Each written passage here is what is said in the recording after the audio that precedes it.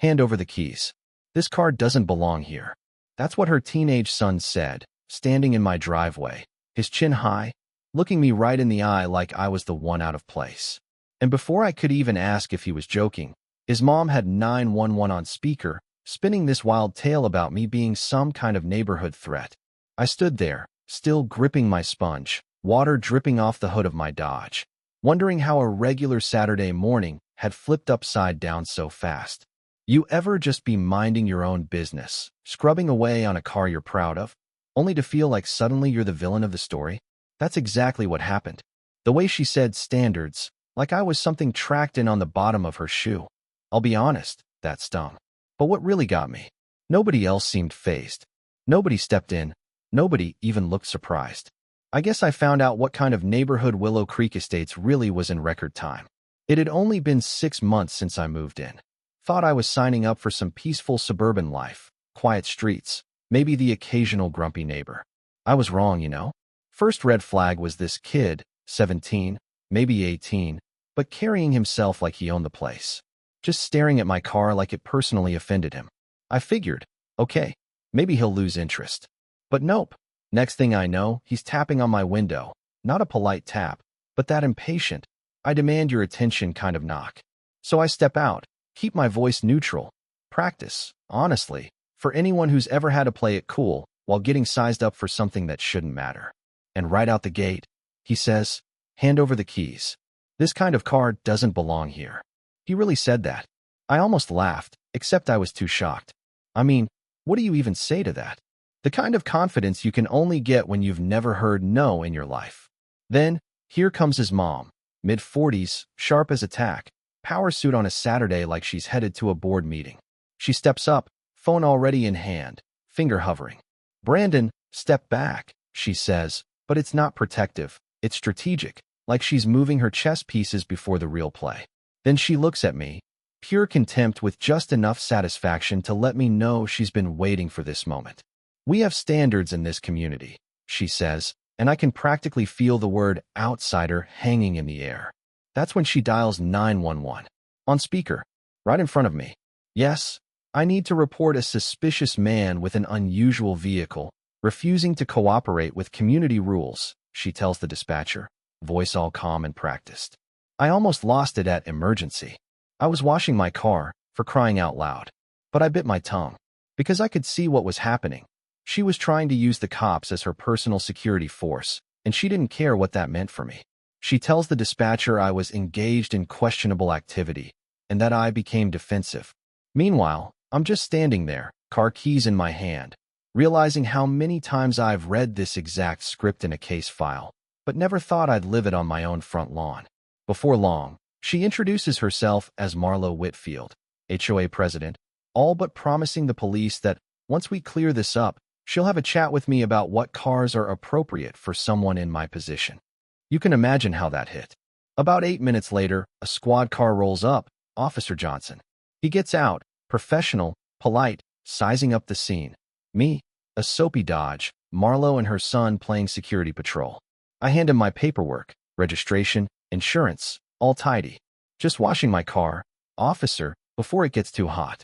He gives everything a good look, maybe buying Marlo time to dig her hole a little deeper. When he turns to her, he's all business. Ma'am, can you clarify the emergency? She launches into her speech about community aesthetic rules and confrontational responses. Officer Johnson starts taking notes, and for the first time, Marlo looks a little rattled. Washing your car in your own driveway isn't a police matter, he says, with a snap of his notepad that might as well have been a gavel. Civil issue, if anything. You'd think that'd end it. But Marlo, she's just getting started. She wants everyone to know she's not giving up. She tells the officer there are ongoing issues with compliance in the neighborhood. Officer Johnson, patience thinning, says, "Ma'am, you called 911 for something that's not an emergency. Please resolve any HOA disputes through the proper channels." That night, I get my first penalty slip taped to my door at midnight. Yellow paper, official language, $50 fine for unauthorized vehicle maintenance activities. And the signature? Marlo Whitfield, Community Rules Coordinator. She's not just the president now, she's her own enforcement squad. The note is so perfectly bureaucratic, You'd think it came from City Hall. Most people would just pay, but I'd seen enough to know better. Next morning, my neighbor Ellen, a 60-year-old retired teacher, always jogging, always with a twinkle in her eye, sees the slip in my hand. "You're not the first," she says, catching her breath. Turns out, Marlowe's got a long track record. Families fined for bikes in the yard, bird feeders without a permit, all with escalating fees and threats of more penalties. And, funny thing, all these fines seem to hit new residents, young families, anyone who doesn't quite fit Marlowe's blueprint for suburbia. I dig into the bylaws, public records, old meeting minutes. Turns out Marlowe's been rewriting the playbook since she got elected. Changing meeting times so working folks can't show up, stacking the board with friends, creating committees that never existed before. The fines climb, the rules multiply, and suddenly a handful of people have more power than they ever should. Late nights, I catch flashes of light. Marlowe's flashlight, her patrol, maybe Janet and Tom from the board, meeting at odd hours. I start documenting everything, old habit from my days in prosecution. Thursday night, I watch as another neighbor gets cited for unapproved decorative elements. Chalk drawings by kids, same as what's on Marlowe's driveway. I take pictures, time-stamped, evidence piling up. By Sunday, I realize every violation notice Marlowe's issued is bogus. Not a single one follows the real process. Her own property, out of compliance in 3 different ways. Mailbox the wrong color, fence too high, front yard vegetable patch that's forbidden in the bylaws. I take my own yellow slip, copy her language, and deliver it right to her front door at 9 a.m. She opens up in her bathrobe, blinks at my notice, and tries to tell me I'm out of line. Community rules coordinator isn't a real position, Marlowe, I say. You made it up. So why can't I? Things escalate. I reach out to other residents, families who've quietly paid up to avoid the hassle. Same pattern. Marlowe invents infractions, finds them, and if anyone questions her, the next violation comes quicker and costs more. Targeted enforcement, designed to pressure out anyone she doesn't want. 7 families in 6 months, maybe more. But I start to see cracks. Evelyn from 2 doors down, Tom the board member who just wants to grill, even Brandon, Marlowe's son, beginning to wonder out loud why the rules seem to change depending on who you are.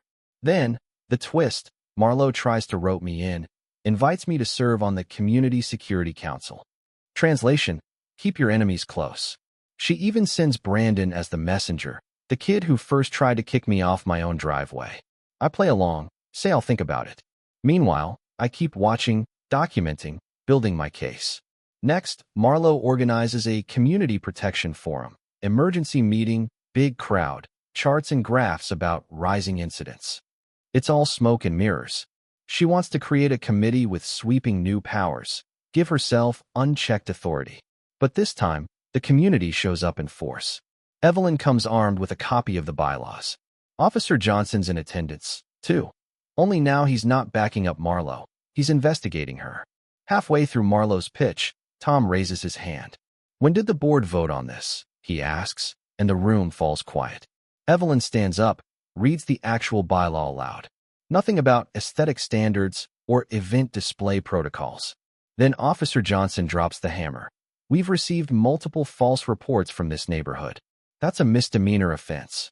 He looks straight at Marlowe, and suddenly everyone gets it. The emergency calls, the late-night violations, all part of the same campaign. I stand up, play the 911 audio, and introduce myself. Miles Carter, District Attorney. Marlowe goes pale. "You can't be," she whispers, but everyone hears her. "I've documented every false report, every violation of due process, every unauthorized enforcement action," I say. The room erupts. For the first time, people realize the system wasn't just unfair, it was illegal. 3 days later, the Real Board calls an emergency meeting. Evelyn's voted in to fill an empty seat. Tom chairs the session, and Marlowe is stripped of her titles and barred from any enforcement activities. Residents get their money back, fines refunded, rules rewritten with transparency and checks on power. Marlowe? She sits in the front row, stone-faced, while the neighborhood she tried to control takes back their voice. But the part that really hit me came a week later. I'm out washing my car, same as before, when Brandon walks up, holding a cardboard heart. On one side, "I'm sorry." On the other, A car surrounded by chalk flowers and the words, "Thank you for being nice to me." He says, "I made it myself, regular chalk this time. Should last longer." He asks if people can change, if it's possible to make things right after you've messed up. I tell him yeah, but it takes work, and not everyone's willing. He smiles for the first time since I met him. In the months after, life settles back to normal. Kids draw on sidewalks, families wash cars in peace, and the HOA does what it's supposed to do: help, not harass. Marlowe fades into the background, maybe looking to start over somewhere new. The real win isn't just the new rules or the refunds, it's the community. People start talking to each other again, neighbors helping neighbors, a sense of trust that finally starts to grow back. One Saturday, a new family moves in down the street. I walk over, offer to help carry a box. "Welcome to Willow Creek Estates," I say, grinning. And for once, I mean it. That night, as the sun sets and chalk drawings from the day's play still color the sidewalk, I see Brandon's heart by my door, a reminder that even the smallest gesture can tip the balance. That even in a place where authority gets abused, redemption's possible. One pastel heart, one driveway at a time. So that's my story. If you made it this far, let me know how it landed for you. Did it make you mad? Or did it give you a little hope? Drop your thoughts below. I'm still figuring this out as I go. And if you've got a story like this, don't be shy. Let's talk about what real community means and who gets to decide what's fair. Stay safe out there.